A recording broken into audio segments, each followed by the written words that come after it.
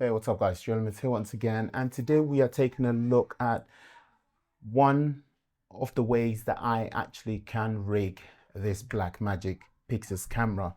Fortunate for me, I received it about 4 days ago and I used it on a wedding shoot, and I'm just going to assemble and show you my rig. As we know, it is very new and there is no rigs out there, no cages out there for you to rig them. However, Blackmagic designed this camera very with ergonomic in mind. And so as you see, there are so many mounting points right there on the top and at the bottom, and fortunately one on the side as well, which makes it work easy for me with my rig. My rig consists of a base plate. The very most crucial part of the rig is a base plate, because from the base plate I build it upwards. And I've had this base plate from Tilta for over 5 years now. This was a base plate that came with my original Blackmagic Cinema 4K camera, the silverish camera that is over a decade old.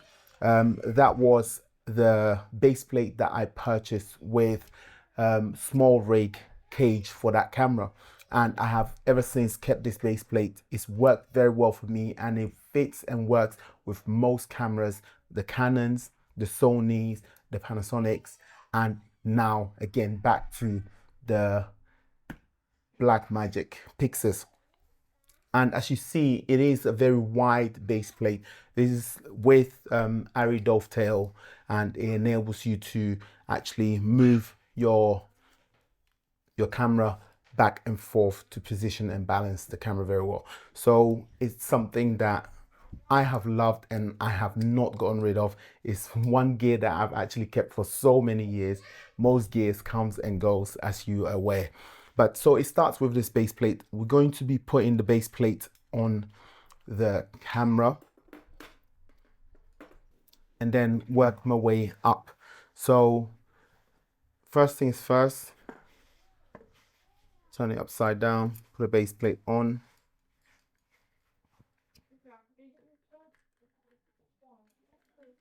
So this is going to be a lengthy video, so I would advise, if you have the time, if you are going to be watching throughout, probably pause it and grab yourself a cup of tea or coffee and follow along.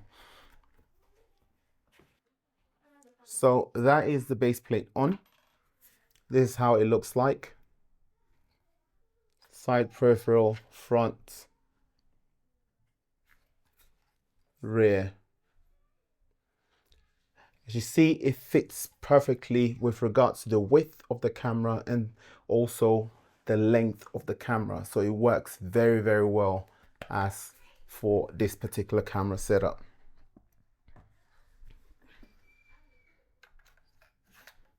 So let me put the dovetail on.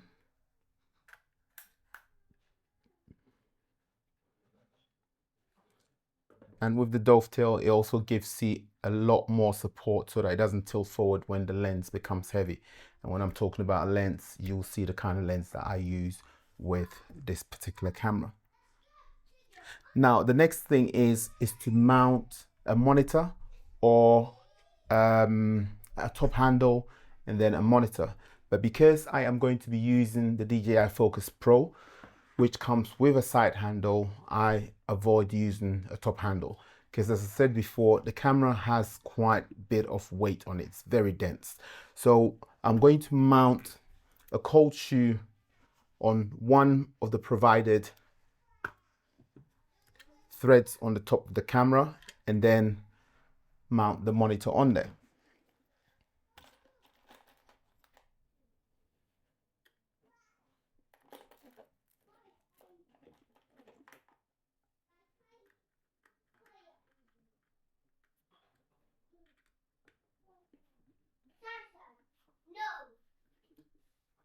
I am not very keen on mounting and attaching direct metal plates onto the camera if it's not a cage, because I like keeping my equipment clean. And so this was just because there is no cage out there yet. This is what I'll have to make do with. just before I attach the monitor, I am going to assemble the DJI Focus Pro on there and then work my way to the monitor. So my kit is not the Pro version, the combo version, but it's just the basic, and I picked up an extra follow focus for iris. So I have the focus and iris system. This is the handle that will be attached right to the side here with the included rail. So this comes with the Focus Pro handle and the kit, and this enables me to actually attach it to the camera. Let me quickly make space and bring up these two.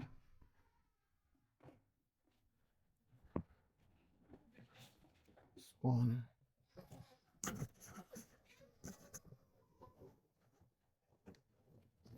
And cables to go with it.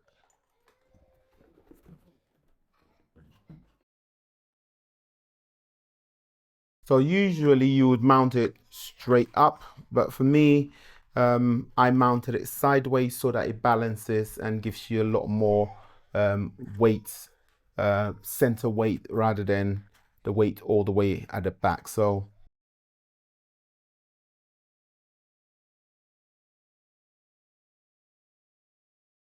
make sure it's nice and snug so that it doesn't move around. And this is how I place it on an angle so that it's nicely balanced, because there's just one side handle that I'll be using. Before I attach the side handle, next thing is to attach the lens and then attach the focus gear. So these are my lens of choice. This is the Zeiss CP3s, very beautiful lens. It renders very nicely and perfect for full frame all the way up to 8K in resolution. Also solidly made out of metal, just as the Blackmagic is. Then I also use an adapter with a built-in ND filter or a clear filter, and also you're able to attach various effect filters such as Pro Mist and so on and so forth. So this, I always leave this on there, just make it a lot easier to attach, and then if I'm changing lenses, I just dial and then remove the lens.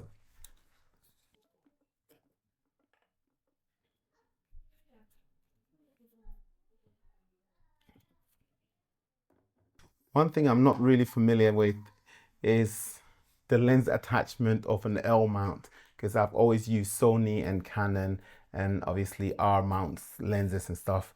It's my very first L mount system, and so I tend to struggle a bit to attach it. But this is how it looks like when it's attached to the camera. The lens is not that heavy that it requires a lens support, so it's completely safe to keep it as is. So first thing is first is to put the iris gear, and I have labeled both of them. One is focus and one is iris, because that's how we're supposed to, so that everything is nicely and neatly tucked away.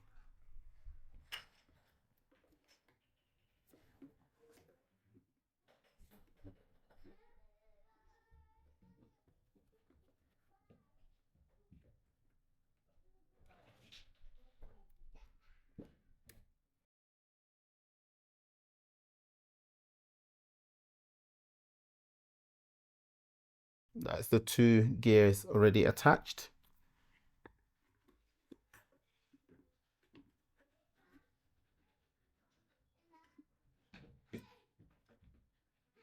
Now, ideally, you want to be doing this on top of a tripod so that it's nicely balanced.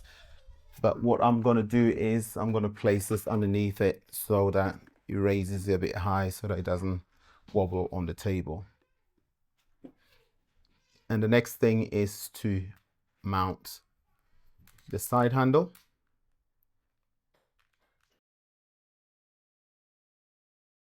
And perhaps straighten it a little bit more as well. So since I am using the LiDAR system, which I don't necessarily have to because I can use manual focus, but since I am using the LiDAR system, I will need to detach this cold shoe mount and then attach the LiDAR system and then move the cold shoe mount a bit further back. Then I can attach the monitor.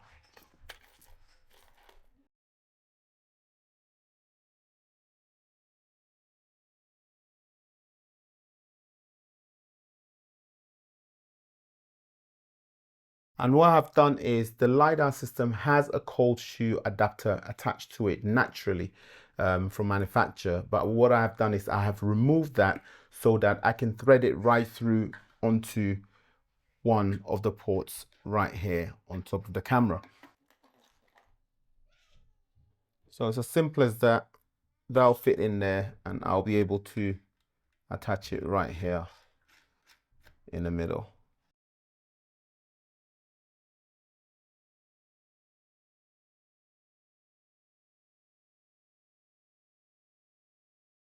You always want to make sure it's nice and straight, not shifted to the side or anything.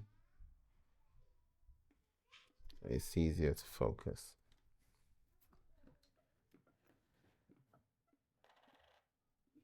And then I'll move the cold shoe mount to the back here, attach it there. Then I'll be able to attach the monitor when I'm finished. But first things first, let's wire up the LiDAR system with the included cables. Oh, these cables are quite long, not crazy long, but they're long.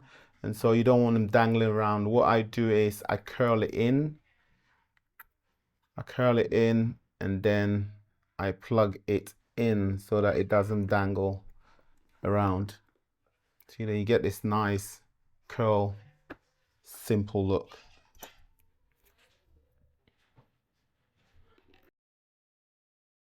I'll tuck the second cable underneath, which gives power to the gears, and I'll power it through the iris gear. So I'll put it into in, and then you would have used another long one which was included, but I have this extreme short USB-C cable and that makes it a lot portable.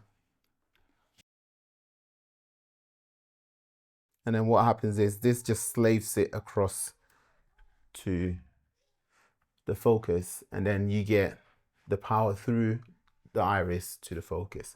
So this is how it looks like.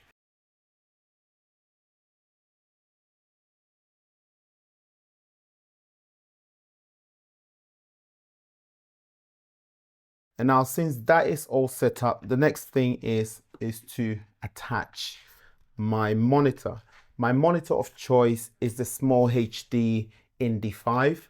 I picked this up a few months back and I love the image quality. However, for this particular camera, it is a little bit too bulky, as you can see, but it is packed with great features that we all need as cinematographers to get our work done. That is how it's going to look like. And the next thing is a battery. Now with the battery, currently I have the BPU30. The BPU60, which will give you a longer battery life, it just sticks out too much for my liking and it makes the camera rig look a bit odd. But with this, it looks fine. It flushes up a little bit nicely. But I'm just hoping that, again, a third-party manufacturer will bring out an adapter for small V-mount, not big V-mounts, small nano V-mount batteries that will make this thing work a lot more better. Again, I wish that Blackmagic had made it V-mount already. And this is how it looks like, and it's ready to go. It's ready to go. So this is my setup and was my setup for the wedding shoot and moving forward until a company such as Ignite DG brings out a key stone, again, a key stone for this rig, which enables us or will enable us to attach everything on that keystone cage instead of having a full-on cage.